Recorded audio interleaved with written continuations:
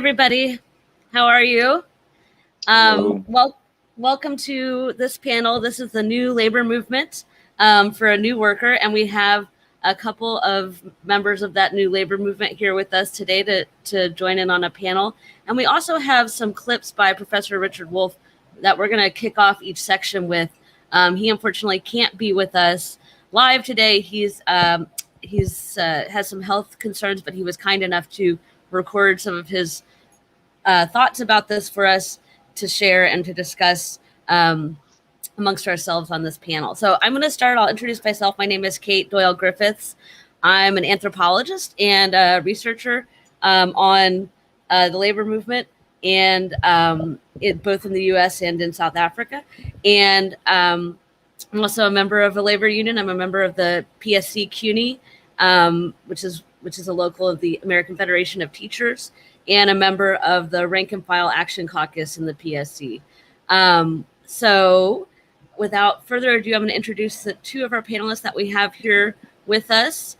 JP Patafio from Local 100. He is a vice president, one of many vice presidents representing the bus drivers and the surface sector workers. So did I get that right, JP? Is that close? Yes. Maintainers and bus operators. Maintainers. Wonderful. Thank you. So we're happy to have him here to talk a little bit about what Local 100, which are, of course, transit workers here in New York City, have been up to in this moment of crisis, in this moment of sort of political activity and opportunity. Curious to hear about that. And we also have all the way from the West Coast with us, Adrienne Williams, who's a labor organizer and former Amazon driver, and who is very much with us here on the forefront of thinking about how to organize some of those workers that aren't yet in unions, and who desperately need to have some kind of organizing and activity in the workplace, particularly in this moment where kind of our concerns about the economy, our concerns about public health, our concerns about the mass environmental crisis, especially fires out there on the West Coast, are sort of converging into a really dire threat to everyone, obviously, but also especially to workers in the workplace, which is also a place where I think why we're here to talk about this is a place where we have a unique opportunity, a special power to try to change direction around some of those crises. That it's not just that workers are victims, but also that we have as workers the power to turn a corner in terms of some of these really quite horrible situations that we're finding ourselves in. So thank you guys so much for being here. How are y'all doing? It's a pleasure. Doing good. Thank you. I'm really glad to see both of your faces. I talked to you both on the phone or text a little bit before this, but it's nice to kind of get to see the human people behind the screen.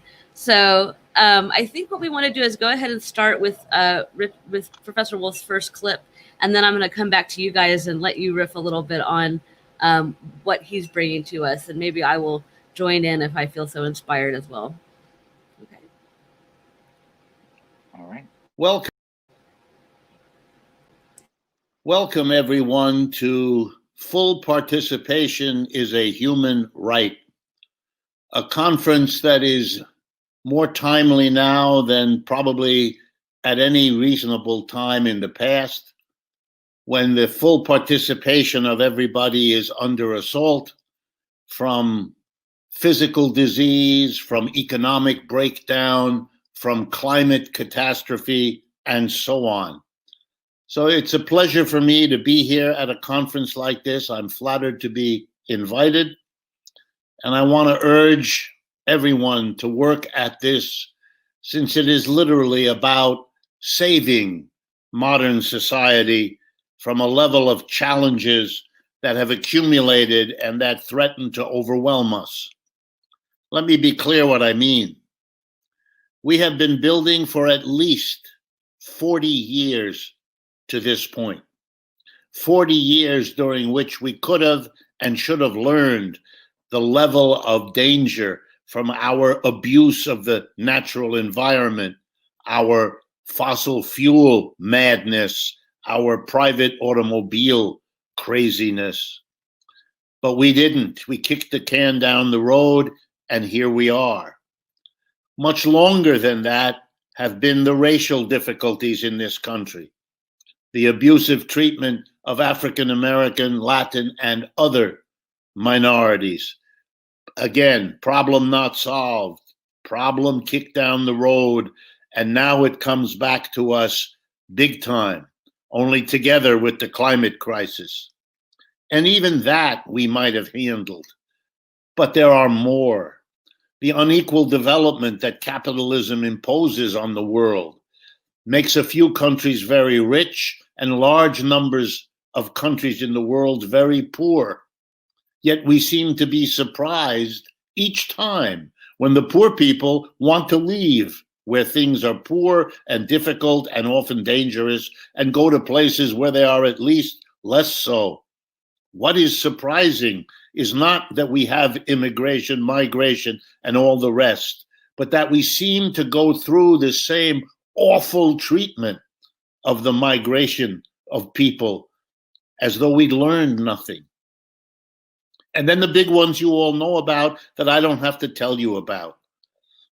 The crash of our economic system. Every 4 to 7 years, capitalism crashes. And the nightmare of capitalists has always been that one of these downturns will coincide with some other social catastrophe, you know, like a virus that's really bad. And that's what we have, the worst nightmare of capitalism, that its failure to overcome its own instability comes together with a catastrophe of the proportions of COVID-19. It's too many problems coming to a head that should have been and could have been dealt with. And they all threaten us with no jobs for millions, with no decent income. This is a crisis of labor, a crisis of society, and a crisis of our capitalist economic system. We have to now ask the kinds of questions that a demand for full participation as a human right implies. No limits, go to the basic roots. Let's change a system that isn't working except for the richest few amongst us. Thanks, Professor Wolff. I wish he was here to hear us thank him, but I'm glad he kind of framed out this moment of crisis, because I think it's kind of easy to lose track of exactly where all these different threats are coming from and all the different manifestations of what's really a crisis of capitalism and of, you know, human society, at least as far as we understand it in this moment. So, but I want to bring it back a little bit to, you know, from this big picture down to our immediate questions of the kind of work that we're doing in the labor movement, right? It can feel a little bit overwhelming to think about what is your union doing, what is your organization doing in response to that. But I do think it's actually the work that you all are doing and the work that other people in the organized and not yet organized parts of the labor movement are doing is incredibly important to being able to confront any of these crises. And it's often not what gets talked about or highlighted out in the world, right? People talk a lot about protests, and I love protests. I go to them all the time, but or people talk about you know, legislators or policy advocates or lobbying, but there's not usually very much discussion or analysis of how the labor movement, in fact, affects policy, affects the response, and not just policy at the level of society. What is our capacity to respond to these crises? So first, I wanted to ask you all, and I'll start with JP and then Adrienne, you can follow up. But what has been kind of the effect of these, especially the public health crisis and the COVID pandemic, and the environmental crisis, because I think that's one that Richard Wolff rightly raised as well. How have you seen that kind of play out in your workplace, in your union? What's been the response by workers, organized or otherwise? And, you know, what have been some of both the biggest issues? I'm curious about that, but also kind of the biggest points of possibility or places where you do see some hope for a new kind of labor movement or a different kind of response in this period than you might have seen before. So that's JP, if you want to kick us off there. No, that's quite a bit, but, you know, I'm going to try to frame it in a way that people could kind of understand, because I'm in the organized part of labor. And most people in the working class, most workers in the working class are not in organized labor. So we have kind of work in two fields. One, we always protect our contract because what we have in our contract really provides for our family members. And since we're transit workers and we're in New York City and we're Local 100, we have a very good contract that unfortunately we want to make sure every worker in America has, but they don't. So when we confront some of the big issues, for example, COVID-19 is obviously the most overwhelming issue. We really try to make sure that, one, we protect our members. We had quite a few fatalities due to COVID-19, and we had a lot of members sick. So our first line of defense, being a vice president, is to make sure that my members are protected. And then the intersection between my job and kind of trying to move out to the movement, right? We moved during COVID-19, 850,000 essential workers, the working class people, unorganized for the most part, right? And they're the ones that are providing for everyone, and they're crammed on these buses. So what we tried to do is to say, hey, time out. Not only is it unhealthy for the operator, but this is crazy. We're spreading the virus throughout the city, and the working class that's sitting on these buses, mostly immigrant, Black and Latino, right? Poor working class people. If you were to see, we tried to get a lot of press around this, but when you saw it, it's frustrating, and it makes you really angry.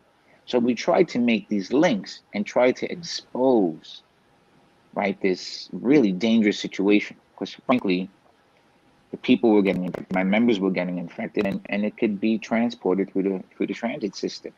So in this type of tremendous crisis, right, the pandemic of, right, the first, I guess, 100 years, we really tried to, we didn't even have a choice.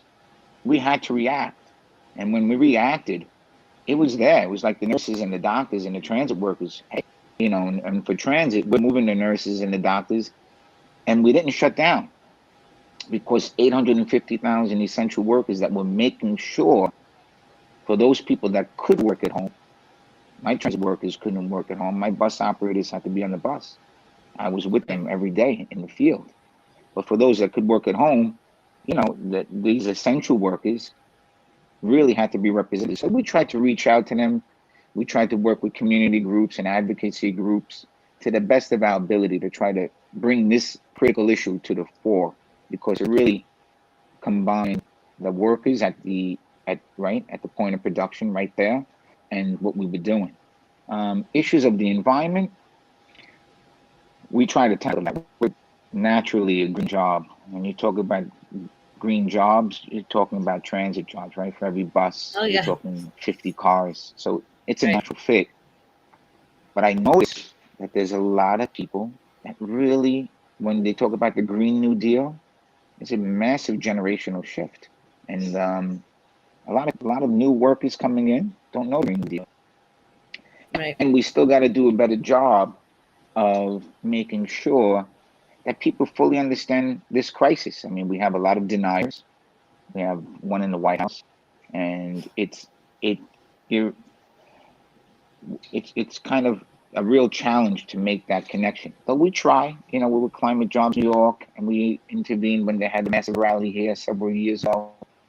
And it's a particular important issue for me, so I try to make that connection. I think it's a very easy connection. When we had the Superstorm Sandy and the Rockaways were wiped out, we have members that lost homes. So, our members are part of the working class community, so it naturally affects them. So we try to make these connections. I know we spoke about gross inequality and the crisis of capitalism. Of course, these are, capitalist crises, right? It's all about getting rid of capitalism on one level. That's really what we need to do. And for gross inequality, everybody should be in a union. That would be the first step, and we could pass legislation if everyone's in a union to raise wages, to have national health care. But I think we need to figure out how to build political organizations that could kind of bring these different forces together. I think that's a real challenge. I don't know if the Democratic Party, and I'm being polite, is up to that task. Yeah, I mean, I hear you, and I just wanted to reinforce a couple of things you said before Adrienne chips in, because I do think the example of some of the things that happened in New York City, other people might not have seen or heard much about, because in some ways it was kind of quiet in terms of how some of the safety measures during the beginning of the pandemic came about, and it really was workers in the working class, and it really was transit workers and especially teachers who kind of pushed to really shut down as much of the city as did ultimately get shut down to protect, essential workers and the whole city, right? Just because, as you were saying, right, like the virus was spreading throughout the subway. Well, also dragging kids out to go to CUNY schools all over the city was a huge vector of potential infection. Not least because it is, all the amazing things about CUNY are true, that we participate in the world. We're a very diverse, global student body and faculty body, but at this particular moment, that might not be who you all want to get in a room together 2 or 3 times a week with not very good ventilation. And so, but even more than that, K through 12 teachers really threatened to close down if that wasn't going to happen without them. And I think I credit a lot of what did work about New York City's response to transit workers, to teachers, and actually also to some members of the unorganized parts of the working class. I mean, here in New York, we also had some walkouts and job actions by Amazon workers at various points to confront, secret, the company keeping secret how many people were infected and affected by the virus at work. So there's some issues like that. And last, I also want to just point out,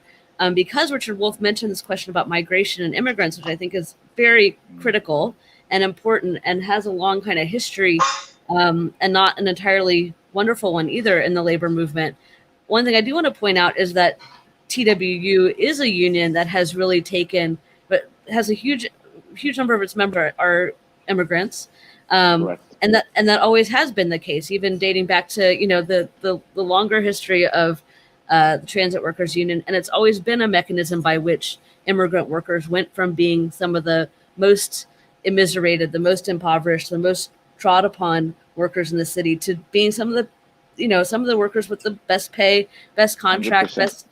best safety, rules to enforce and so forth. That's transit workers have always been a mechanism by which that's happened. And I think it's an important one to look to when we're thinking about where do we go from here. Can I just say something really quick? Sure. And then I'm sorry. I like to tell the new operators when they come in, I put up a picture of Quill and I say, he was a refugee, he was a migrant. And he was the president of the union. He was the founder of our union. That's right. Yeah. And so he was fleeing Ireland because of the English. Right. If he tried to come to America today, he wouldn't be allowed. So it is a great, rich history, a lot of things to pick out from. It's true. I'm Irish American. Whenever I hear other Irish American people say things like, my grandparents came here legally, I'm like, pretty sure your grandparents came here running from terrorism charges, but that's okay. All right. So the last but not least, I guess on that sort of great overview that you gave us about what's been going on in New York City, is that question of the environment. I also do think it's ironic. It really ties to gentrification here in the city. And I know that's something that's happening out on the West Coast too, that a lot of our transit workers nevertheless end up being people who are living far enough outside of the city that they're also driving cars, right? That the transit system only extends so far. And if you live in Canarsie, you probably have to have a car. If you live in the Rockaways, you probably have to have a car. And so we have this ironic situation where the workers who would most benefit from greener transit policies, greener policies, are also the ones who sort of experience needing a car at the most, right, in the city. And I do think there's a political consequence to that, sort of as you were describing, that not everybody is entirely on board. So, yeah, okay. So, Adrienne, do you want to fill us in on what's been going on your side of the street over there? Oh, you're muted. You got to unmute yourself. Still getting used to this. Yeah, I just want to second kind of sorry, what JP was saying about just like the importance of and need for unions, the protections that union workers are allotted are just night and day compared to like what we face when we, try to do any action. So I know that there was like an action in New York from Amazon workers. And then I'm being told that because Amazon is basically hiring their own CIA, these intelligence analysts, they were allowed to grab the leader of that walkout or, action and have him in a room, interrogate him for 2 hours. And the terror of like wanting to fight for your people and for low wage earners and your community, the intimidation is real. And when you can't get even, like the thing I've had difficulty with out here is you will run into other union members that they're like, we're with you. But the union as a whole, those unions as a whole don't want to back us. And we can't do it alone because, a lot of the workers that I've spoken with on the West Coast, it's just so expensive to live in the Bay Area. And so they're pretty apathetic and they'll say like, yeah, what you're telling me, everything you're telling me is horrible, but I have 3 kids to feed and there's nowhere to get hired in a pandemic. So I'm not walking out and I'm not making waves and I'm not making noise because there's nothing else that I can do. And when I think about like how that correlates to the environment and these environmental issues, the Bay Area has been on fire for the last 3 months. And when it got so bad that like our air quality was basically like, don't go outside anybody, they're still sending my colleagues, my former colleagues, they're still sending them out to not just out in the air, but in those areas that are on fire with not even an N95 mask, not even a mask that can help them not have cancer from doing their job. And I know that that's something Amazon can find. They can get N95 masks. You can go to space. You're planning space tourism, but you can't get masks for your workers. It's insanity. It's just really crazy. And since I'm so new at this, I didn't anticipate how difficult it would be to get people who feel oppressed, who recognize the problem, and who know something needs to be done, how difficult it would be to then get them to say, okay, let's take this one next step. If we all do it together, maybe we can make something happen. And, it does feel very big and very overwhelming. And I've gone to a lot of meetings with like other unions and being like, okay, we need your help. Like they're spying on us. They're doing everything they can to just eliminate us from fighting. And you almost, in a pandemic, you almost don't know what to do. Because you can't just say, okay, guys, I'm going to have a barbecue at my house. Everybody come over and let's talk. Right. The normal things. And people are zoomed out and people, like I said, they have lives and families and work. Amazon work makes you exhausted. And so it is like, my hope is that because this last year, the last 4 years have been insane, but this last year has been a doozy. And so, that's kind of an understatement, but my hope is that opens some eyes. Because I know when I was still delivering, I would have customers that would say, oh, I'm so mad at Amazon. I don't even want to have Amazon anymore as a platform. We're not going to use them anymore. And they've been so masterful in making themselves indispensable. Just indispensable. And it's not just commercial goods. Their AWS software runs everything. It runs Netflix and Oracle and ADP, and all of this distance learning our kids are doing right now is run on this AWS software. And when I think about the power of that, if enough people rose up, Jeff Bezos could literally shut off ADP and be like, well, you're not getting your paychecks.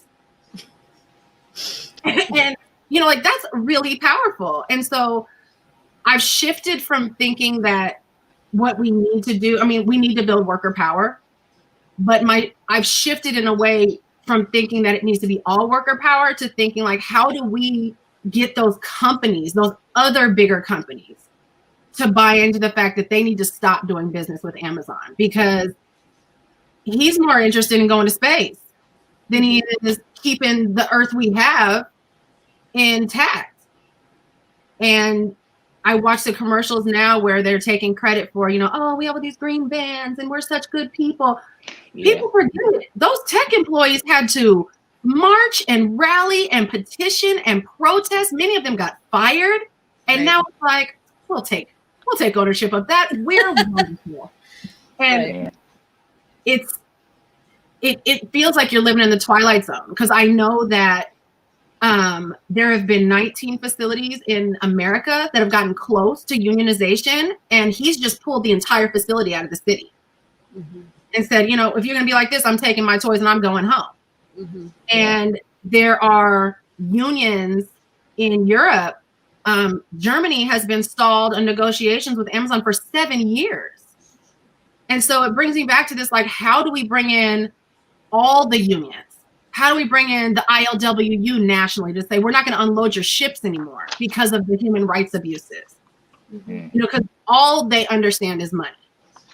And when you have small money like me, like, you can't make that big of an impact.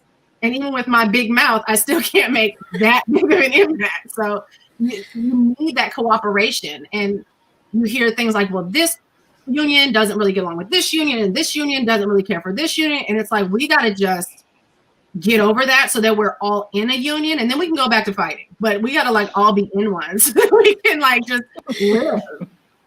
Well, yeah, totally. And I thank you for letting us know what's going on, Adrienne, because I hear you, and it is, like, extremely difficult. And I don't think there's a labor organizer out there who hasn't faced exactly that moment that you're describing, of realizing that people do know what the problem is. It's not like I'm having to explain to people what the issue is.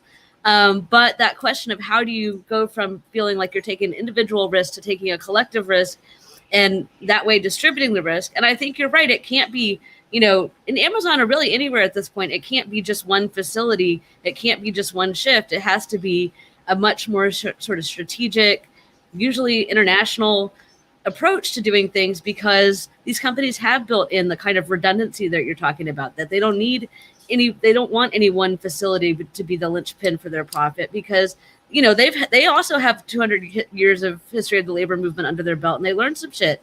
But the thing is that we have too, right? We have too, and there's a way in which every time a company disempowers a group of workers, they actually end up empowering another group of workers more than they did before, and maybe without realizing it. And the pandemic, just like you said, on the one hand, workers are disempowered because there's not a lot of jobs out there, right? Who's hiring besides Amazon? If you can't work at Amazon, where are you going to work?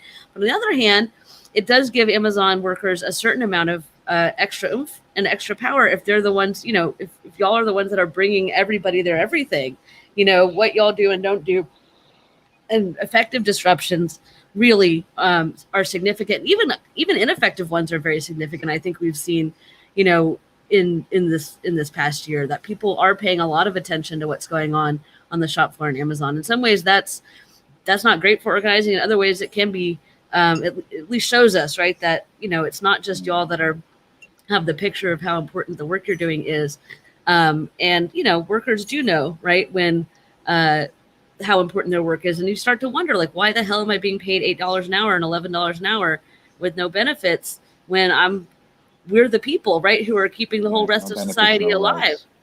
Yeah, I mean, it really is something. But I also just wanted to agree with you about this question of unions working together. I mean, that's the dream. I think that's another thing that every organizer has hit on at some point. When I first started doing labor organizing, I had a similar experience just in the education sector between my current union, the AFT, and the UAW, and there was all kinds of stuff I didn't know about until I got into it. And that's also why, for example, I'm a member of a caucus in my union, and the leadership in transit also started out as a reform caucus in that union. And it's something that even in places where there are unions, we still have to build up that one-to-one shop floor kind of worker power, because otherwise our unions aren't going to do shit either.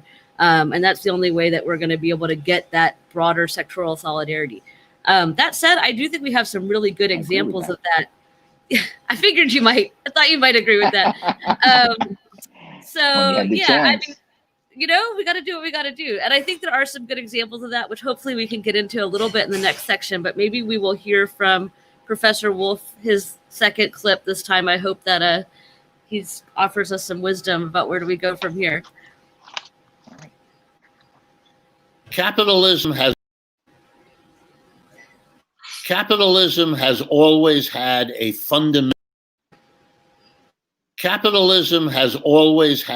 fundamental problem, and it has solved that problem, and I put solve in quotation marks, by turning to racial difference and racial inequality. Let me explain. The problem capitalism has always had is that it is fundamentally unstable. For the 300 years since it started in England and spread to Western Europe and eventually became the global system everywhere, capitalism has had an economic downturn every 4 to 7 years. We have a vocabulary for that. It's very rich with words because it's been so constant a phenomenon. We have a recession or a depression or a downturn or a bust or a crash, and I could go on. Every 4 to 7 years, millions of people thrown out of work, thousands of businesses crash into bankruptcy or simply disappear. Cities and towns lose their tax revenue and have to cut back public services just when people need them most. It is a catastrophe, and capitalists have known that it was a catastrophe that threatened their system, and it came back every 4 to 7 years. They tried everything to overcome it. They even invented a kind of economics called Keynesian economics to try to cope. It didn't work. Nothing worked. The instability remained, as we are living through one of its worst cases right now. So how did the system cope? It solved the problem in a different way. It said we can survive if we can go to the major part of our population and say to them, hey, look, yes, the system is unstable. Yes, it crashes every 4 to 7 years. Yes, that means you can't plan on a family or buying a house or getting an education without it being threatened by these downturns. But here's what we'll do. We'll take a major part of the population and we'll tell them, don't you worry. We won't fire you when the economy goes down. We won't jeopardize your income. We won't give you a trauma you'll never recover from as you live through successive ones of these things. No, we'll exempt you. But here's how we'll do it. We'll make the instability of our system focus on a subgroup of the population. They're the ones who will lose a job every time the economy turns down. They'll be the last hired and the first fired. They'll be the shock absorber of a system that shocks itself every 4 to 7 years. We just have to find who is going to be stuck in that awful social economic situation.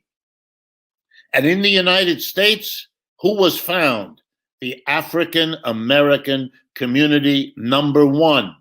Women, number 2. Latino population, number 3.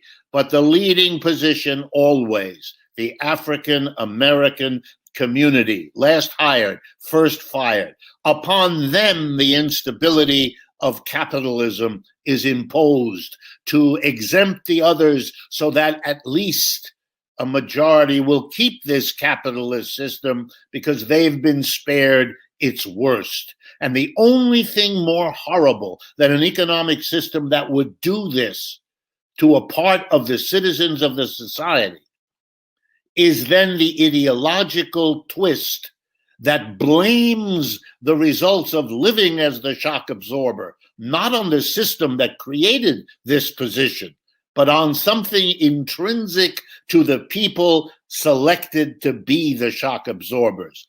That's a case of blaming the victim. The solution to the position of African Americans has to do with getting rid of a system that would do this to anyone as it has been done to them. Yes, so that was just as good as I was expecting it to be, and on the direction I was hoping we were going to go. Because the other thing that we've seen, this year in 2020, it hasn't been all doom and gloom in my view, because doom and gloom would be if we were just being continually stepped on, if people were being shot in the street by the state and nobody was fighting back. To me, that's the doomiest, gloomiest situation we can have, and that's not what we've seen. We've seen the biggest mass uprising in 100 years, basically, here in the U.S., starting with the George Floyd protests, but really continuing all summer as repression against Black people in the U.S. has continued all summer and for many summers before that.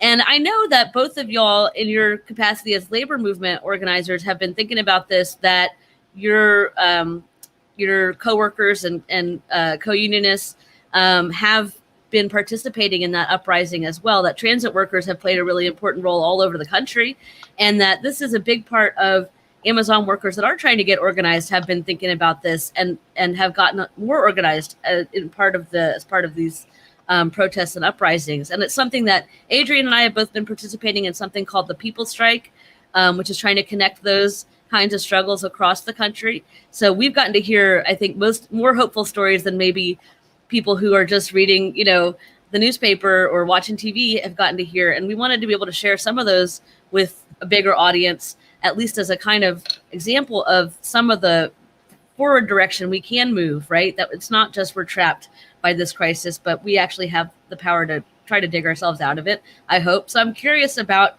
how that's been looking from y'all's perspective as organizers. So JP, if you want to jump in, that'd be great. All right. Well, New York City Transit is mostly Black and Latino and immigrant workers, as you pointed out. So when the George Floyd movement, the Black Lives Matter movement, and his death occurred, it hit a nerve for sure. And I think in some ways we were trying to figure out, what we should do, and then we just saw all of these protests cropping around, and it was happening all around us. So number one, when the cops tried to use our buses for paddy wagons, we made it very clear that they're not paddy wagons. And we made it very clear, the union made it very clear, as we did also when Zuccotti Park was around, that's not our job. Not only is it not our job, we don't want to do it because that's not the right thing to do. So that was our position with the buses becoming paddy wagons. And we got some flack for that. Mm-hmm. Frankly, I don't care about it, but we got some flack. The second thing is, during this crisis, because transit workers and COVID-19 sacrificed so much, we kind of had a lot of power. That's right. So we were able to, power the point of production, right? If you could stop the point of production, then you're really can make things change. I always believe that. We were able to go to each depot, and at 12 noon, we took a knee. Everyone came out. Everyone stopped work. Everyone to the front of the depot. We stopped the traffic in front of the depot. We all took a knee. And I think there was some potential to do that probably throughout the system. But again, even though the movement was happening and it was, that movement that was happening on the outside, of course, affects what happens on the inside, because those are our brothers, those are our sisters, those are our nieces, those are our nephews, right? Those are our neighbors. There always seems to be this one thing that's not able to connect everything. And it kind of goes back to what we were talking about before, what Adrienne was talking about before. How do we connect these? And I think that's the $1 million question. And I don't think we have a party that could do that yet. But how do you connect it? I mean, I think in some ways it's organically going to happen. It's going to kind of be inevitable. But you just can't say. You just can't leave it to chance. There has to be something that could say, you know what, we're going to do the general strike, right? We're gonna shut it down until we get some type of justice. And I know there's real appetite for that. But I also know some of my brothers and sisters in the labor movement, in the hierarchy of the labor movement, they may not want to go that way. You know, there's always this difference between the rank and file and some of the leadership, and there are real reasons for that institutionally and so on and so forth. But we got to figure out how to get beyond that, because the crises are going to intensify. I mean, whether Biden wins or not, or Trump wins or not, inequality, institutional racism, ecological, right, disaster, they're still going to be there. Right. And, you know, Democrat or Republican, inequality doesn't go down. It's really, how do we make sure that we're able to move it? So I think we took a role. I think we took some type of step towards that. Just like I know the nurses did and the teachers did. I think there was quite a few unions that were stepping outside and taking a knee. But how do we make it get to that next stage, I think, is really critical question. And I don't really know how, but I just hope that when it happens, I'm stepping on the right side of history. You know, I'm expecting to see you there on the right side of history, JP. I didn't have any questions about that. Well, you know, Adrienne makes a good point. Sometimes unions, because of their own interest, could become, you know, obstacles. Not unions with the little u, but with the big U. That's and right. I just think it's a structural thing. It absolutely is. And especially here in New York, because we have something called the Taylor Law, which makes it illegal for public sector workers to strike, and your union can get enjoined with lots of money. That might have happened in one or two unions represented on this panel at a certain point. But, you know, and in my union, which is public sector workers in education, that's what comes up a lot anytime we bring up a strike. We had 3,000 adjuncts, which is what I am, were laid off in May. And a lot of us were really trying to think about how to take some action that could save jobs, that could protect also not just our jobs, but the educational opportunities for the whole working class, which is what CUNY really represents.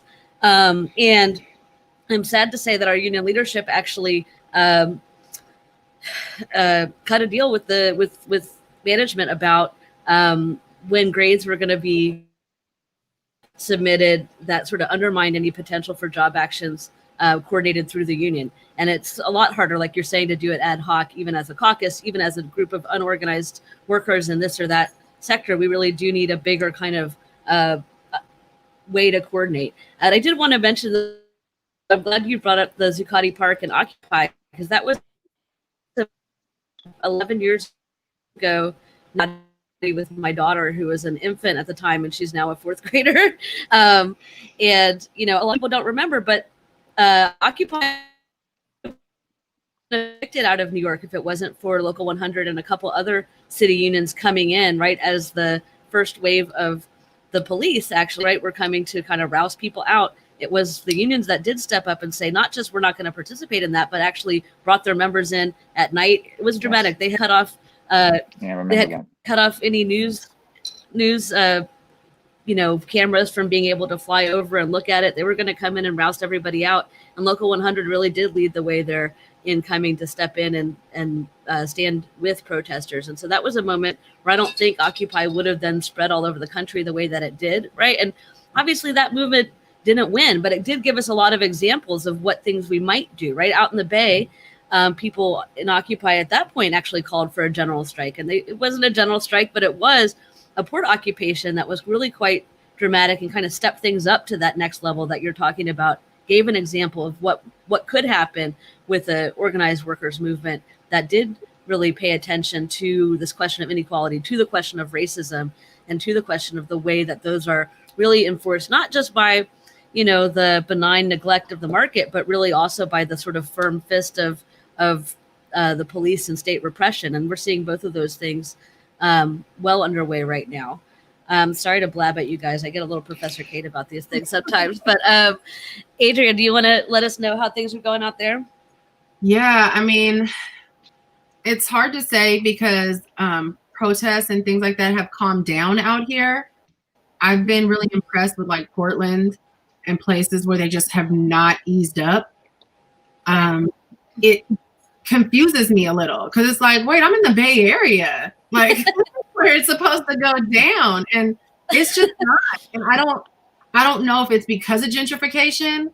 I don't know if it's because of people just being so beat down that they're just like, I just can't anymore.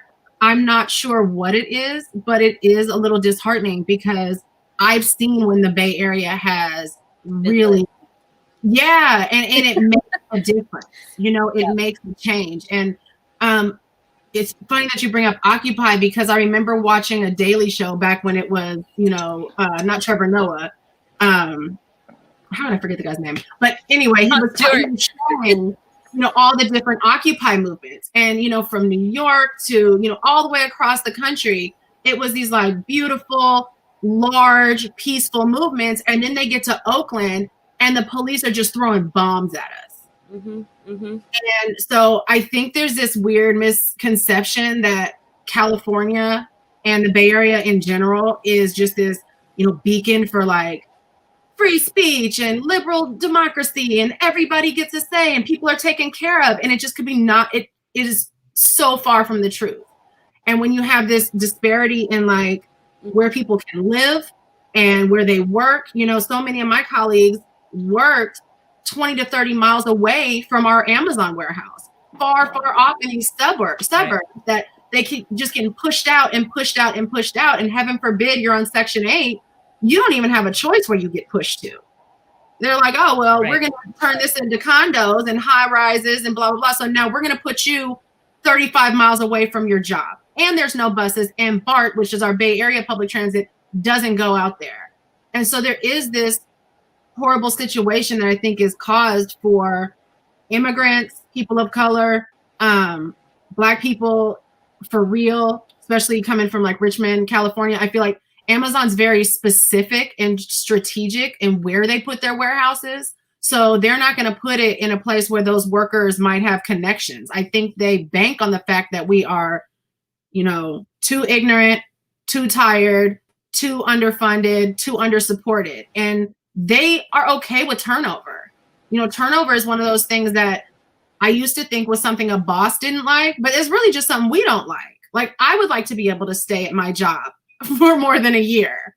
But it's really clear that Jeff Bezos is good with you being there for 6 months. Get him in, get him out. Who cares? I don't care if you get hurt. I don't care if you get sick. We're uncovering so much pregnancy discrimination where I've already found at least 3 women who have had miscarriages because of it, because they won't even let them have modified duty for a couple months. So it's really, it encompasses so much that's so much bigger than just like race. I know in other Amazon warehouses, they have multiple languages spoken and they'll give safety meetings only in English. And they say, go do your job. But if people get hurt, it's just like, well, we'll find someone else. We'll put out another ad. And I think all of it comes together in the fact, like, you need to have access to transportation. You need to have legislators that actually work for you, because I hear people many times talking about, we need new policies, new policies. They're just breaking laws. All of these things are already on the books. These policies have already been written. You know, we don't need new policies. We need representatives with enforcement. Representatives with backbone enough to say, no, even though you're rich, we're going to hold you accountable the same way we hold other people accountable. Because like in this moment, if I went to an Amazon warehouse right now and broke it out of the windows, there is a 911 mechanism that can get me arrested immediately. But when I say you're breaking safety laws, you're breaking labor laws, you're violating all these OSHA regulations, there's nowhere for me to go. OSHA's so underfunded, and I've called them and they're just kind of like, oh, well, the video you sent us doesn't work on our stuff, so you need to convert it. And they're more worried about like this conversion for videos than they are about, can you go check out this warehouse? Because they're hiding COVID cases. We know that 19,000 that came out is not a real number. It's not a real number for the warehouse workers, and they didn't even factor in any drivers. Because as far as Amazon's concerned, even though I wear an Amazon uniform, drive an Amazon branded van, and pick up and deliver packages from an Amazon warehouse, I am not technically an Amazon employee if I'm a driver. So they can take away all those numbers and then put out those, 19,000 and say, look, we're doing better than most employers. You guys should be like us and put out your numbers too. But we know those numbers to be a lie. And, you know, I know for a fact that my old boss was told by Amazon straight up, oh, there was some drivers with COVID, don't tell your workers. And so they that just really want to keep production moving. That's it. just keep it moving. Just keep those smiles on those customers' faces. And it doesn't matter if, and I've been charged by pit bulls. I've had weirdos pleasuring themselves in bushes coming at me. You can encounter some weird stuff on the road. And the idea that they're like, if you carry pepper spray, you're fired. When I went to my first day of training, it's a 2-day training that's actually in the back of the warehouse, like a classroom type training. And the first thing I was told, if you get attacked on the road, you better know how to run fast, because if you fight back, you're fired. Yeah. And so Damn. that's not caring for they don't want to be sued. Yeah, they don't care. They don't want to get sued. But the thing is, they wouldn't even get sued because it all falls on the backs of our delivery service providers, my boss. And those are literally just modern day sharecropping. They lease the vans from Amazon, and they're constantly paying it off. They don't train the drivers. So if you ever look, just start paying attention to Amazon vans around you. They are all jacked up. They are banged up everywhere. Nobody gets any training on these monster vans. So they're all banged up. And if a DSP says, I don't like how my employees are being treated, Amazon's like, well, your contract is up. It'll be up in a month. So this is how we feel about you and your employees. And then what do you have? You have vans that aren't paid off, no packages, and no way to pay employees. So you don't have a business. Right. It's really... You can't just drive your Amazon vans for some other company. No, you can't. Put a sticker over it. You need like a real... I know some Teamsters are interested in organizing the Amazon drivers, and that would be such a huge... I mean, there are attempts to organize the Amazon workers. Of course, it's such a massive... Just like Walmart was a big target. And it's very difficult. Absolutely. They do. This is the most undemocratic of the democratic countries when it comes to organizing working people. Yeah. Again, it goes back to how can we get the right institutions? Because even though unions are a third of what they were 30 years ago, we still got a lot of power.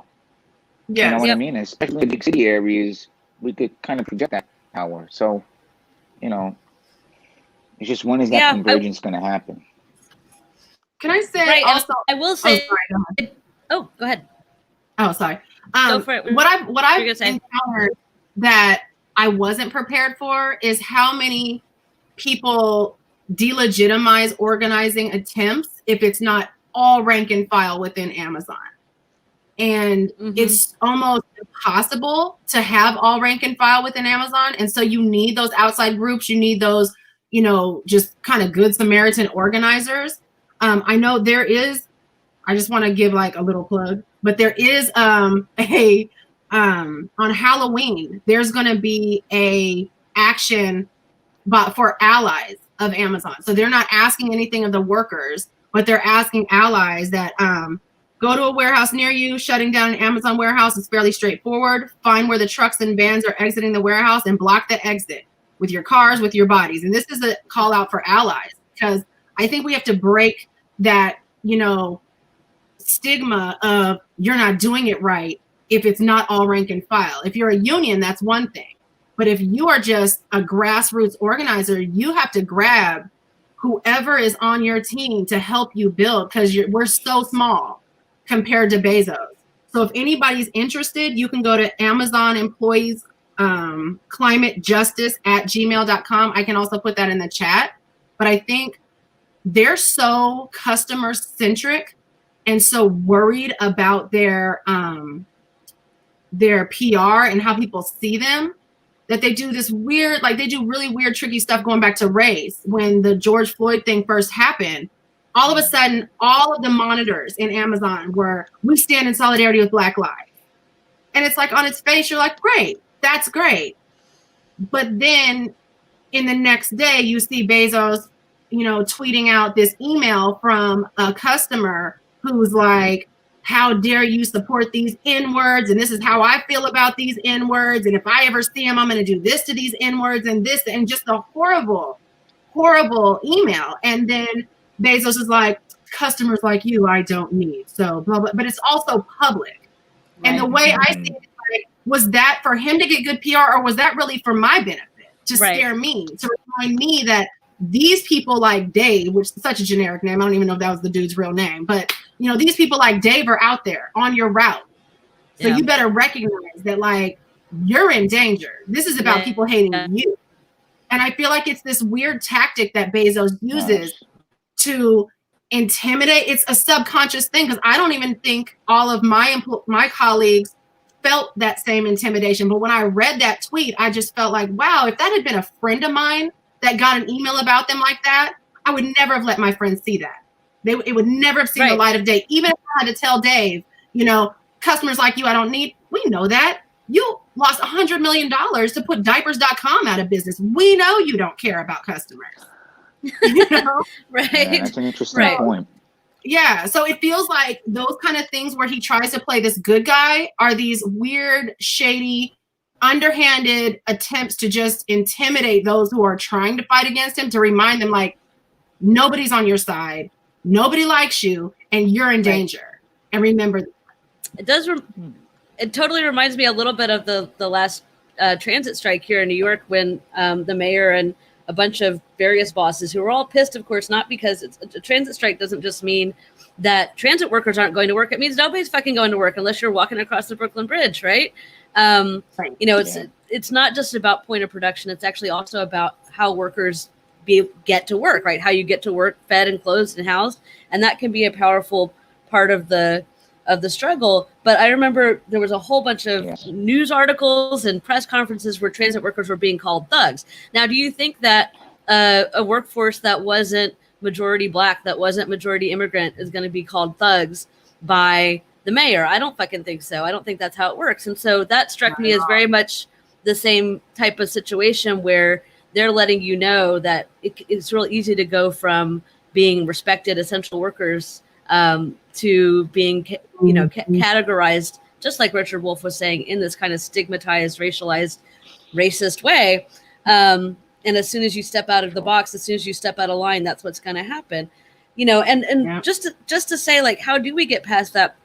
I did a little bit of research a couple years ago when in West Virginia, when the teachers there went on strike, and that was a statewide public sector and an illegal strike. It was actually, you know, it was an illegal strike turned illegal wildcat, but every teacher in the state was out, and not just every bus driver. And that's one of the things that made that strike much more successful than the previous statewide strike in the 1990s, where only teachers went out and not the bus drivers. So it's, you know, one of the things that made it successful was that this strike was actually very popular across the state with parents, with, you know, other public sector workers. They were striking. They ended up winning a 5% raise for every worker in the public sector, even people who didn't go out on strike.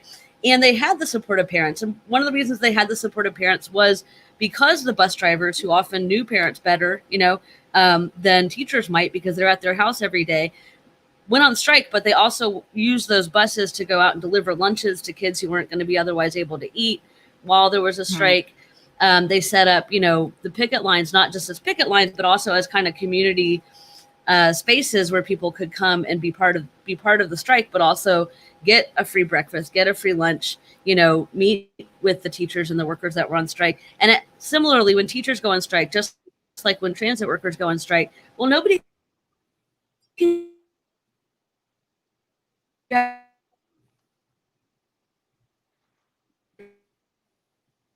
right? You're a little frozen on my end. Is that just me?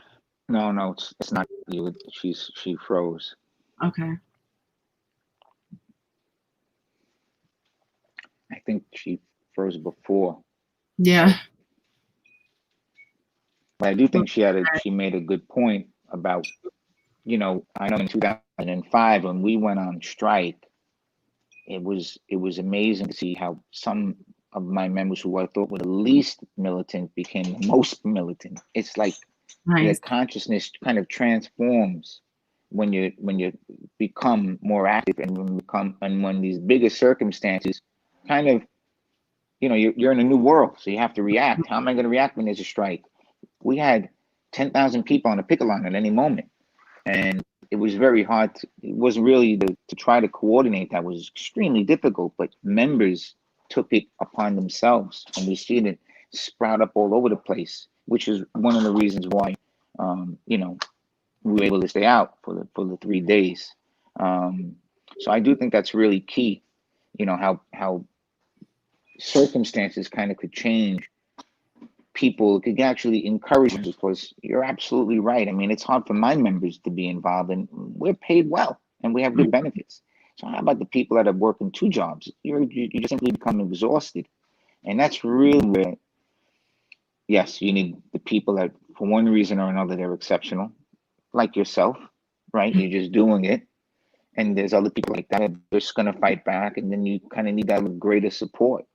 And Yeah. I'm hoping, you know, we could get the labor movement to do that more clearly, so we could take down, you know, these Jeff Bezos. Not transform is probably a better word, right? We want to unionize it from inside to outside. Absolutely. Yeah, because when I've spoken with customers, especially, because that was like my most contact, and I have to say, like, if Amazon wasn't such a just horrible, like, shit for values company, I actually liked my job. I came from being, you know, I was a graphic designer, and that pretty much went overseas. That was very difficult. So I started being a teacher, and I worked for a charter school that was created by a CEO named Diamond Tavener and Mark Zuckerberg, and with the Chan Zuckerberg Initiative. And it was just, I had only stayed 2 years because I was organizing there, teachers, parents.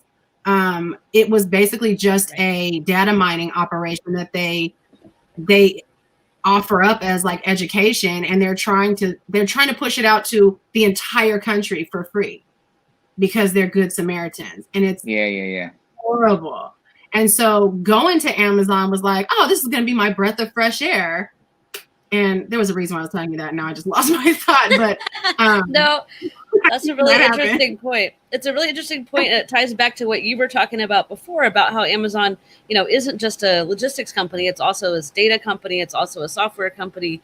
And it's about setting up this system, you know, things that once were in the public sector or could be in the public sector.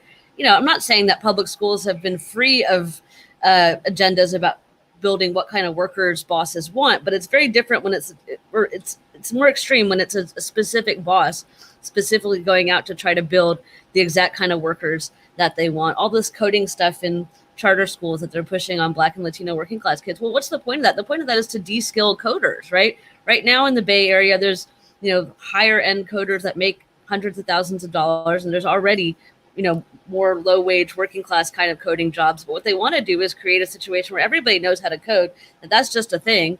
And then you can hire people for 11, 12, you know, $8 an hour to come in and do that work that was once very skilled. And this is something we've seen throughout the whole history of capitalism. And there's no space where we can avoid organizing these questions. And I think you're really right to bring that question of charterization of public schools into this larger conversation, because they're directly connected, and the boss clearly sees that. So we have to see that, you know, it is a place where I see the labor movement is behind on the back foot. Yeah. Wouldn't Amazon want to take over the postal service? If you could. They'll take over everything if they could. Jeff Bezos just opened his first branch of preschools. Really? Yes, it makes me want to throw up, because I'm like, who and why would you ever why would you take your kids to an Amazon preschool? And I've heard in some warehouses, they have their own child care centers. Well, when they're so retaliatory, the idea of having them know your child, where your child is, be aware of your kid, be in charge of your kid, seems pretty terrifying. It's terrifying. And that was the point I was going to make, is that when you talk to customers, that used to be the best part of my day, honestly. Like, being on the road, the job itself was not bad. You got exercise, you're out in the sun. Most of the customers are so happy to see you. And when I'd have these conversations with them, and they'd say, like, you know, what should we do? Should we boycott Amazon? And my whole thing is like, my people need jobs. But what we need to do is force them to pay people enough. Of course. Yeah, absolutely. Healthcare, and then pay attention to safety and OSHA laws, because they're there for a reason. People are dying from heat stroke on the road because they won't allow drivers to just take a break and let their vans cool down. You know, my van's working to 122 degrees. Jesus and I'm Christ. just like, I don't know what to. I've had to be taken by ambulance for heat stroke, and I'm not the only one. And Wow. so the other way in which they pit workers against each other is that they have a flat kind of pay rate. It's between about $15 and $19 an hour across the country. And so for Midwest workers and certain places in the South, it's like, that's pretty good More pay. money. Yeah. Pretty good money, yeah. But when you come to the Bay Area and, you know, the New York media, City. or New York City or DC or Miami, like there's these areas, these pockets where it's so expensive to live. And I think our government does this too, where they take this like base national poverty level. And because each state is like its own little country, you can't base anything on a national poverty level. All the people in the highest, you know, cost of living areas get left out of that, which means not only are they getting screwed in terms of pay if they do work, but then if they do need, let's say, welfare or Section 8 or anything like that, in the Bay Area, not all parts of California, but parts of the Bay Area, you have to pretty much be homeless on the street in a tent before they say you are qualified to have food stamps or welfare or, you know, Section 8. Whereas if you're in other areas in the country, it's just a looser, it gives people more room to breathe. And it also helps to create this infighting where Midwest workers feel like, you know, our California workers, you guys are just greedy. You're just greedy. Right. Why do you need more than $20 an hour? That's just greedy. But my rent is not $700 a month. Right, right. Of course. Right. Of course. Well, I want to be able to open it up a little bit to our audience in just a couple minutes, but I had one last question for both of y'all, which is just that I noticed, you know, during the pandemic and during the uprising, there were these little moments that I found very hopeful where you could see that workers in certain kinds of shops and certain kinds of industries really started asking the question about who should decide what is essential work, who should decide what's necessary, who should decide what's safe and unsafe, and answered that with the idea that it really should be workers that decide. And I think we, you know, we talked a little bit about how that happened with transit workers and teachers and with nurses, but I think, you know, there were some other ones. There were some factory workers, right, who went on strike to retool their shop to build medical equipment instead of the kind of commercial, whatever the heck they were building before that, right? We saw immigrant workers in some meat packing and chicken processing plants go on strike because of COVID outbreaks that were happening in the plants, and that had a big impact on the, you know, meat packing industry for a bit. And that's certainly something that, you know, historically has been a point of organizing potential in the labor movement. You know, and even just, I mean, there's these little places that you saw, like workers working in distilleries is deciding that they were going to make hand sanitizer instead of whiskey for a while, and even directly connecting with drivers and other kinds of logistics workers to outfit those workers with their safety equipment. And actually, in one of the cases I heard about, the distillery workers just went ahead and billed UPS for the hand sanitizer that they gave to their workers, and UPS paid it because what are they going to do? Not pay for the hand sanitizer? So it's sort of like organized at this base level, you know, worker to worker. And I'm not saying that was like, that's not the revolution that, you know, it didn't solve the problem, but it's a little glimmer of hope that I saw where it started to really be a practical question of like, who's going to decide? Because we can see that Bezos isn't making decisions in our interest, certainly, or keeping people safe. And frankly, neither is our Mayor de Blasio either, as far as I could tell. He was back and forth in all kinds of different directions about what safety looked like. And it took teachers and it took transit workers to decide that. So I'm just curious about your thoughts about that kind of question of where you have seen similar things to that, or what kind of things could kind of play into more of that sense, right? That it's, if essential workers are so heroic and so important, well, shouldn't they get to make some of the decisions about what actually is essential and what are the most important priorities for us as a society? You know, I'm always amazed at how versatile my co-workers are, the membership of Local 100, the things that they're able to do. When COVID was peaking, literally, transit workers in some places were kind of making the system run because management, you know, gone. Yeah, they're at home. And when I was visiting depots, There were managers getting sick. There were supervisors getting sick. And then one or two of them getting sick. There's no more managers or supervisors. We literally just have the workers figuring out how to do things and using their own creativity. What I really think happens is when you see that when that's starting to happen, the system kind of reacts. Holy crap, we can't have them do that. We can't have them show this creativity. Act like they have a brain. Or, yeah. It's like, they're actually making decisions. Right. Because we could run their train system. I know Better. Tomorrow comes around, every management disappeared. We'd be running the system. We know how to get there. We'd be running it better in some ways. And that's probably true for Amazon. Bezos could be gone tomorrow. Postal office, right? Who would know? We would come to work. Packages would have to be moved. Kids would have to be taught. I think there's always that ideological push to dumb us down. And then it really becomes creative. I mean, didn't they pass a law that forced meat packers back into, right? They sure this did. big struggle, right? I know they I'm not threatened in to the send in the Midwest, National Guard. It was crazy. Yeah. What are you doing? So when it's not done ideologically, they'll rely on the state apparatus, the police, in some cases, or the National Guard. So I think it's like, I'm never amazed at the creativity and the ability of medical workers. And I'm never amazed at the degree to which they try to, stymie that as well. So it's an aspect of the struggle, for sure. Adrienne? Yeah. I'm glad you said the thing about the dumbing us down, because I think that goes back to the whole charter school thing. Because I know the one I worked at, they weren't even teaching them how to code. Like, I had kids who wouldn't do work the entire year, and then they'd be like, pass them. Yeah. And they would tell us at the beginning of the year, you're not allowed to fail anyone. Without the year even happening.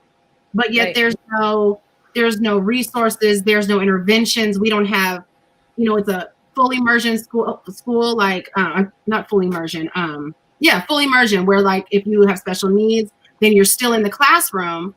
And you just might go meet with a sped teacher on no aides, no immersion teachers, no security guards, no site supervisors, no intercom systems, no phone systems. I mean, when I say it was real, like I was making secret plans with my kids because they would have us hide to do active shooter drills. And not every building is the same, but the one I worked in, we would do active shooter drills, but this building was very new and modern. And it was all windows. And it was, turn your light off and go hide in the corner. Are you kidding me? No. That's terrifying. It was terrifying. That's crazy. Was making secret plans with 12 and 13-year-olds. Like, okay, we're going out the back. We're hopping the fence. We're running across the street to the mall. Please don't run back to the school, or please don't leave with your parent without checking with me, because Miss Williams is going to go back to the school. Please don't be the one that gets Miss Williams shot. That is too much to put on a 12 or 13-year-old, first of all. And the idea that I would have to make these plans secretly, because technically I'm breaking protocol, was insane. And I know that there was a gun brought to the school the year after I quit. And, Richmond PD went on their little Facebook and was bragging about how we got it, and here's the gun, took a picture. I know the child that brought the gun. He's just a little baby dingbat. Thank God. Like, selling pills, shouldn't have been, afraid of other kids, and thought he was going to be bad. But had there been a kid in there who meant to do harm, my former colleagues were calling me like, girl, we didn't even know the school was on lockdown. Right. Because there's no form of communication. And what ties to me that back in with like these other CEOs like Amazon is you have Amazon and Jeff Bezos who doesn't pay taxes.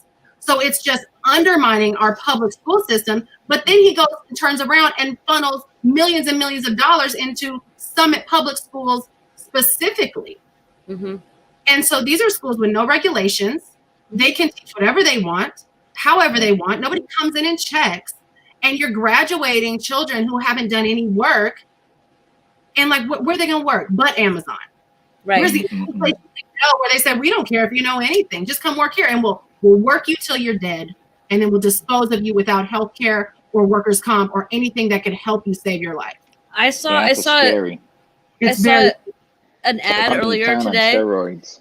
that said exactly like a company town. I saw an ad earlier today that said lifelong learning is the new pension, and I wanted to cry because like I barely have a pension. I teach college. You know, like I'm very educated. I put a lot of time and energy into being educated, and I get paid like an Amazon worker to teach college.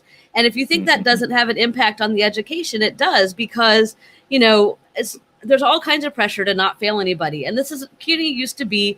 You know, CUNY schools used to be called the Harvard on the Hudson, right? This was a place where working class kids could get a world-class education. We have all kinds of famous, you know, graduates who went from being working class people to, you know, very major political leaders and writers and scientists and all kinds of things like that. They advertise that shit all the time, but they're actively undermining the conditions for producing that kind of quality education for the public sector. And exactly what you're saying about safety too. I once had a student who was like, you know, this was a student that I would not have been surprised if he showed up, you know, in Virginia Tech, the place. And I actually reported it because I was scared. You know, this kid was sending me crazy emails and stuff. And there was absolutely nothing. I mean, nobody did anything. Like, you know, all that happened was that, you know, some manager let this kid know that one of his professors reported him. So he sent me another email, you know, like it wasn't you. And I was like, well, fuck, like that's not what I was hoping would happen. So, I mean, it's interesting to see, right, how all these things kind of do play into this. It feels like a plan, right? And it is somebody's plan some of the time. And the question I think we've been trying to answer is, what's our plan? And hopefully we've at least put some ideas out there about that. But maybe what we can do now is turn it over for the last little bit to our audience. If people have questions, we can try to take those questions. I might at some point turn off my camera but I still want to be here just because I am worried about losing my internet again. I think it's Bezos is coming for me over here, but we'll see. We'll see. There it is. There she is. Get it. Right. All right. So audience questions. We're ready to rock and roll. And you can ask the panel. You can ask any individual person on the panel a question. It's up to you.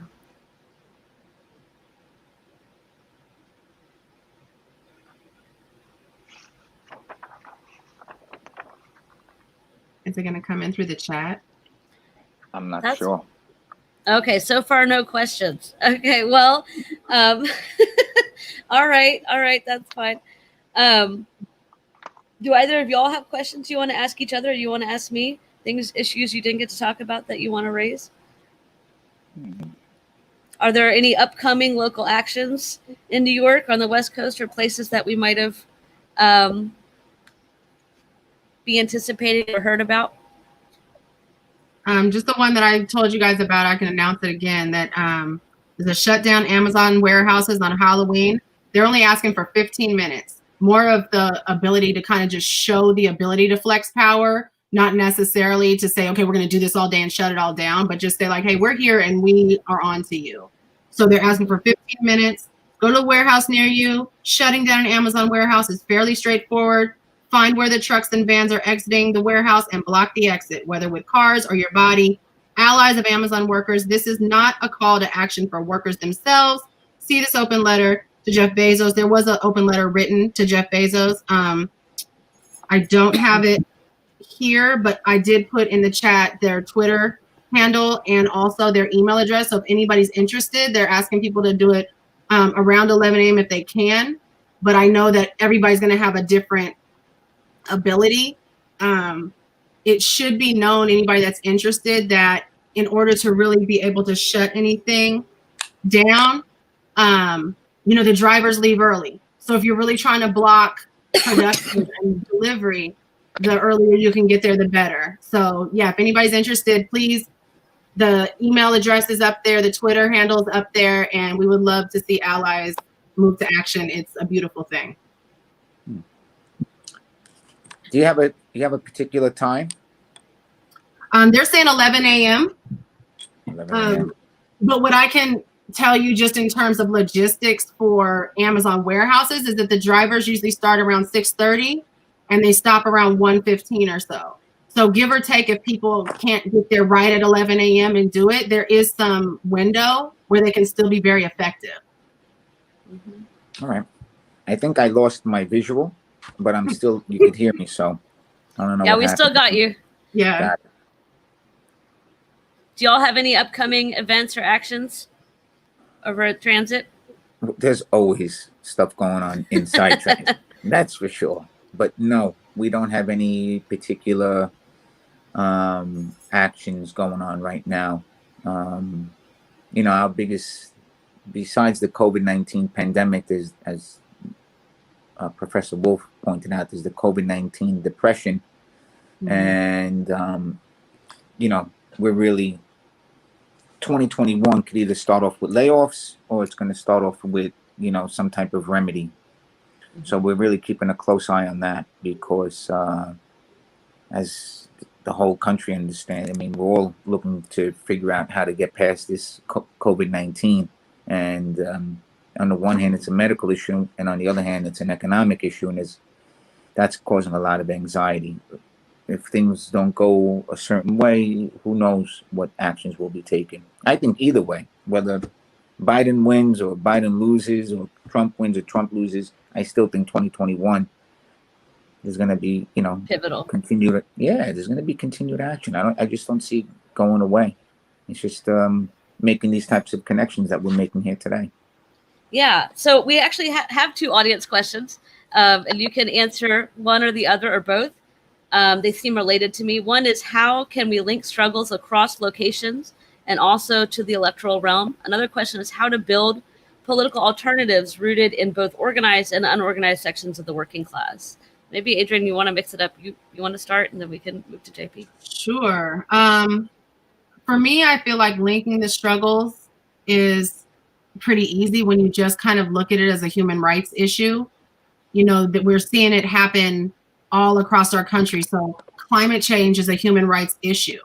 And many of these CEOs have straight up lied to us about their involvement in climate change, or just drug their feet for so long that we're at this critical point. Police brutality is a human rights issue. Breaking labor laws, breaking safety laws, all these violations, those are all human rights issues. And I feel like America's so good at thumbing our nose at other countries and saying, look at you, you're a human rights violator. But we never want to look within our own borders and say, oh crap, we're doing this to our own people as well. I think changing the narrative around voting and really getting people excited about not just voting for these national elections, but like all these little ones within our communities, because those are the ones that affect us the most, are our local ones. And I think we just feel like, I know a lot of Black people that I know feel like, well, what does it matter? It doesn't matter. They're not going to listen to me anyway, so who cares?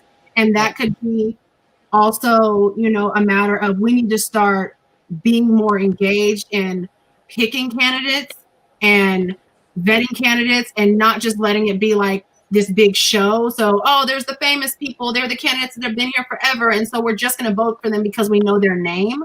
That's another thing that I have to give so many props to many of the Amazon tech workers and the Amazon employees for climate justice, because they really have put their livelihoods on the line to protest for warehouse workers, for drivers, for climate justice in general and what it's doing to Black and brown communities, because we get hit first.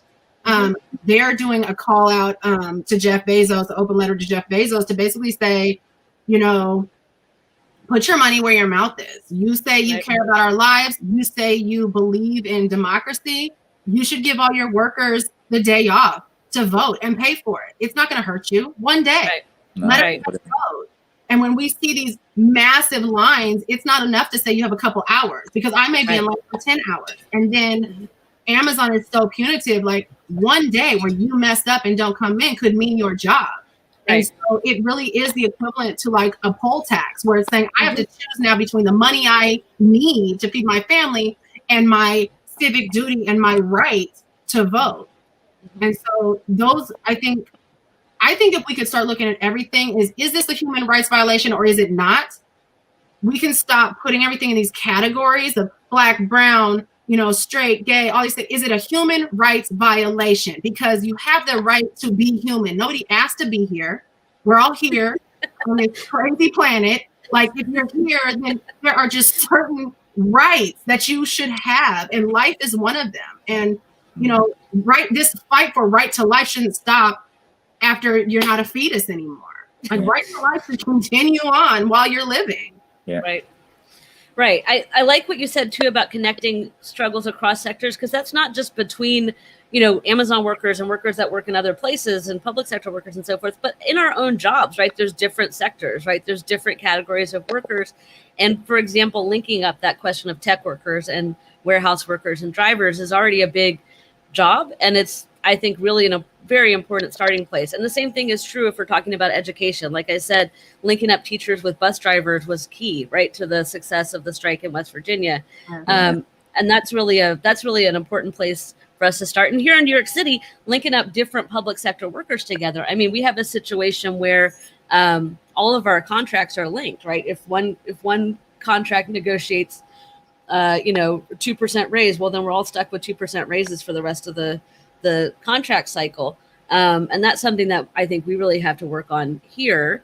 One other thing I just wanted to say about this question of politics is we do have an example in Chicago where the Chicago's teachers union, and they started going on serious strikes led by the rank and file, back immediately after CTU. Amazon, and the CTU, they've done a lot to support, local candidates that represent the labor movement, local candidates that represent working class people in neighborhoods.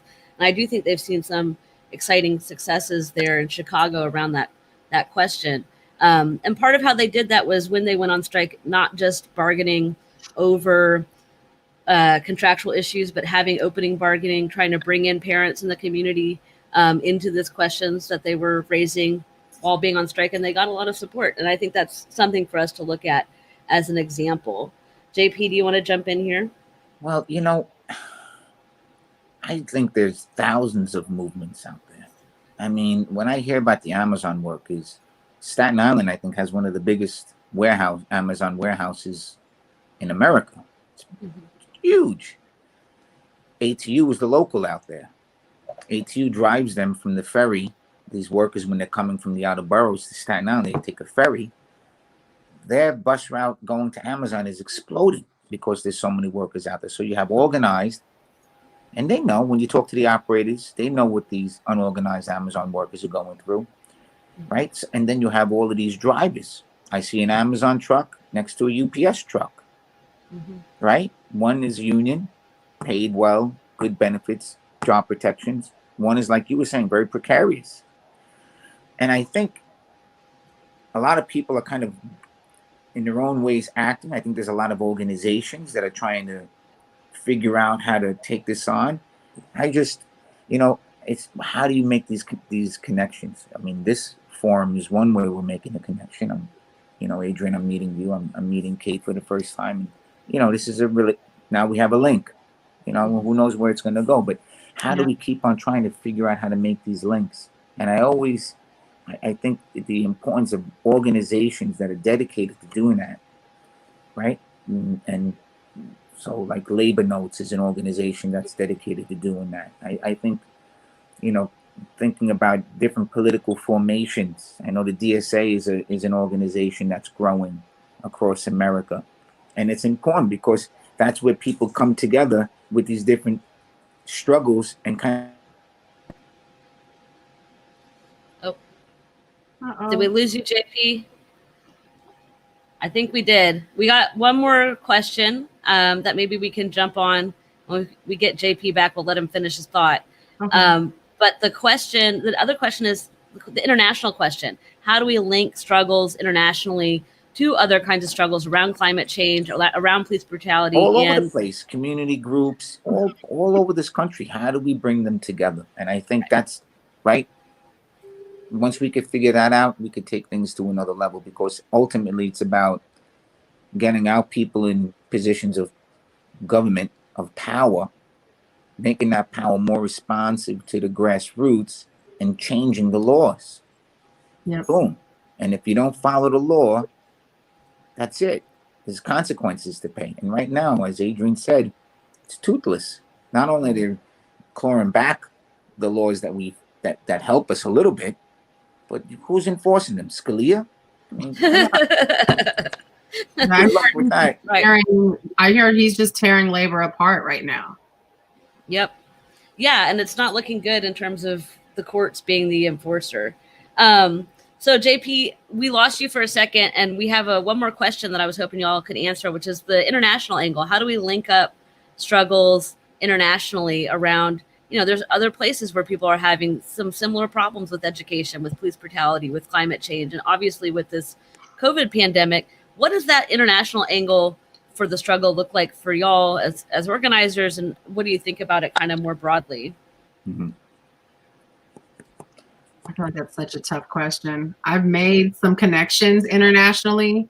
I was given the opportunity to testify at the Amazon investigation that the European Union was doing, kind of an unofficial Amazon investigation. And I feel like and this is just Amazon specifically, but even the workers in other European countries are just so beaten down, so worn out, because even when they have a union, Amazon finds ways to we're just not gonna engage. We're just not gonna talk to you. We're not gonna engage. We're not gonna give you anything you want.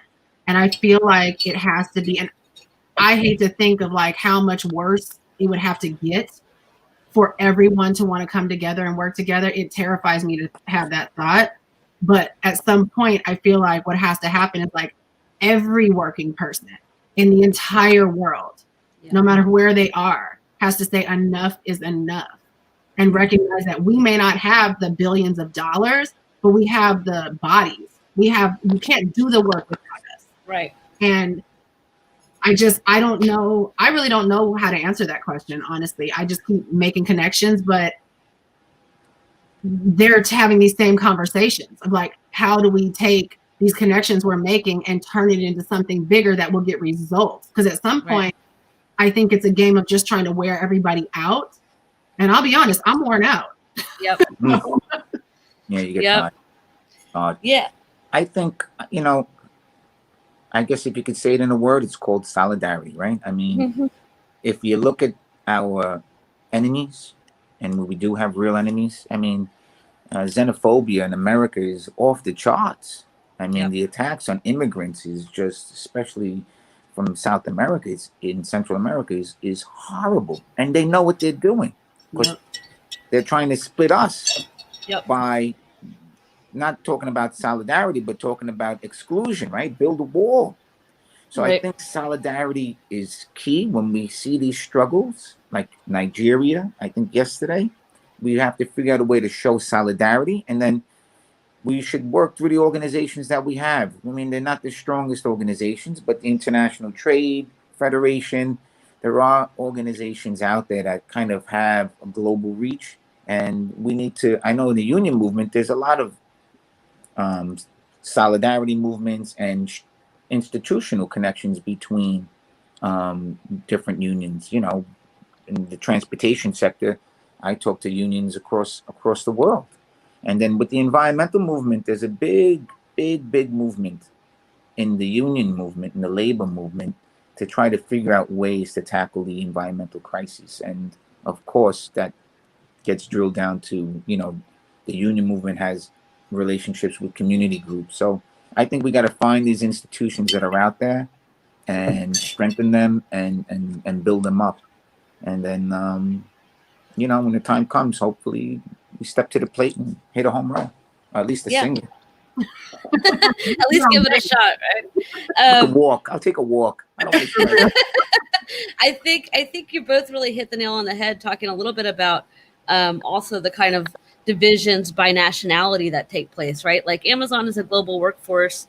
Really every industry is global at this point. And you're right, JP, that there's a lot of division around this question of immigrants. And on the one hand, we have a situation where there's, like you're saying, attacks on immigrants. And that's not just in the US. Even when I was doing research in South Africa, there was a huge wave of xenophobic violence against other Africans, right, who were immigrants to South Africa, often the very people who had been very much in solidarity with the struggle against apartheid, right? People coming from countries that had hidden and sheltered anti-apartheid militants not very long ago, just 20, 30 years ago. Wow. People being attacked, at work and so forth. And in Europe, I know that's one of the big divisions among the Amazon workforce, right? That there's full-time unionized, higher paid workers, and then there's many more workers who are lower paid, more precarious, and most of those workers are immigrants. And this is something, you know, when we look at this question of building a wall or people sailing across the Mediterranean on little rickety slabs of wood, it's not just a human rights, or it's not to say it's not just a human rights question, but it's a labor question too. This is a question of whether or not we're going to accept that there are different categories of workers, and some people have rights and some people don't have rights. I mean, one part of that gets not talked about so much here in the U.S. is that it is, of course, immigrants from Latin America that are being targeted, but you know that actually Black immigrants from the Caribbean and from Latin America and from Africa are actually being disproportionately targeted by xenophobic laws and restrictions here in the United States. And that's something that I think hasn't been fully integrated into the Black Lives Matter movement at the level of something people think about on a daily basis. And we even are seeing some kind of xenophobic elements within, you know, the movement for Black lives. There's certainly this kind of what I want to call it astroturf, because it is mostly astroturf, but movement around restricting that fight only to so-called American African American folks. And that's something that I think is really dangerous given the history, right, of internationalism that has always kind of undergirded the Black liberation movement and undergirded the labor movement when it's been successful. It's something we really do have to keep our eyes on, that this question of what's legal and what's right aren't always the same thing. And when we think about times we've won, that has been at the forefront, right? Really the question of deciding to do what's right and not always what's legal. So it's something that I think we should be keeping our eye on, thinking about. Also in terms of upcoming events, I know for People Strike, there's the Solidarity Resistance Pledge that we've put out, asking people to organize ourselves, right? So that we can be out in the streets as soon as this election kind of is over. No matter what happens, we need to be out there defending our rights to organize, and building toward what y'all both mentioned, this idea of a general strike that might seem far off and impossible, but I think it usually does until it happens. And I'm hoping that we can really see some movement on that, and that people do recognize what you're saying, JP, that regardless of who's in the White House, nobody who's coming into the White House is looking to protect us. Nobody who's going into the White House is trying to fight for us. We got to fight for ourselves. And that's a scary thought, but it's also, for me, a reassuring thought, because the more people understand that that's the only way it's going to happen, the more likely it is that we can start pulling off bigger, better examples, effective examples of solidarity, both, you know, across sectors, across job categories, but also across borders. So that's where I'm at thinking about this. Does anybody have any last words they want to share? I thank you both for participating in this conversation. I've really enjoyed it and learned a lot from both of you. It was a pleasure. Thank you to both of you as well. It was nice to meet you both. Yeah. Yeah, finally. All right. Well, I hope that I'll be talking to both of you soon. I'm sure that will be happening. Appreciate it. And I think we're all set for the day. And thanks to our audience too. Thanks for your excellent questions. All right, everyone. Solidarity. Be well. Absolutely. Solidarity forever. Bye. Bye.